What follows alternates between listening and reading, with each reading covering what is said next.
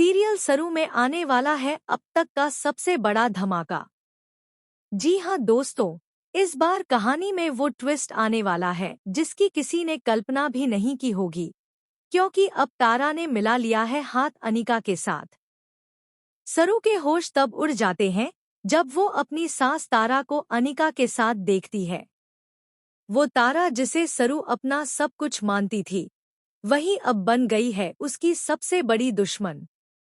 दरअसल सरू चाहती है कि परिवार एकजुट रहे, जैसे मायरी सुरजा ने उसे सिखाया था कि रिश्ते जोड़कर रखने से ही घर बसता है। लेकिन तारा और अनिका की जोड़ी अब उस घर की खुशियों को तोड़ने पर उतारू है। पूजा के समय सरू अपनी सूझबूझ और समझदारी से तारा को नीचे बुला लेती है। यह देखकर वेद भी प्रभावित हो जाता है। वेद समझ जाता है कि सरू का मकसद सिर्फ एक है, माँ और बेटे को एक साथ लाना। बाद में जब सरू मायरी सुरजा से बात करती है तो कहती है कि सब ठीक है, लेकिन असलियत यह है कि उसके दिल में दर्द और तन्हाई छिपी है।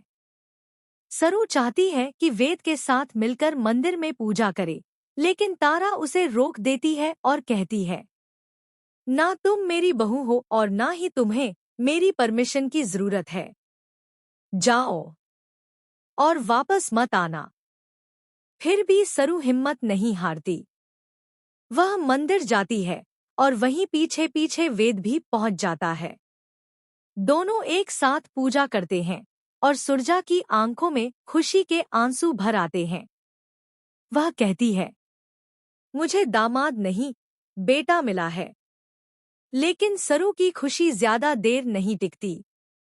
वेद साफ कह देता है, यह मत समझना कि सब कुछ ठीक हो गया। हमारे बीच जो दीवार है वो ऐसे ही बनी रहेगी। सरू मुस्कुराते हुए जवाब देती है, एक दिन यह दीवार भी गिर जाएगी और आप फिर से मुझसे प्यार करने लगेंगे। उधर जब तारा को पता चलता है कि वेद सरू के साथ मंदिर गया है तो उसका गुस्सा 7वें आसमान पर पहुंच जाता है। वह सरू और वेद की शादी की तस्वीर तोड़ देती है और कसम खाती है, अब मैं इन्हें एक नहीं होने दूंगी। तभी आती है अनिका और तारा से कहती है, इस जंग में मैं आपके साथ हूं। दोनों के हाथ मिलते हैं और यहीं से शुरू होती है सरू की असली परीक्षा। अब देखना यह होगा कि क्या सरू अपनी समझदारी से तारा और अनिका की चालों का जवाब दे पाएगी, या फिर ये दोनों उसकी खुशियों को मिटाने में कामयाब।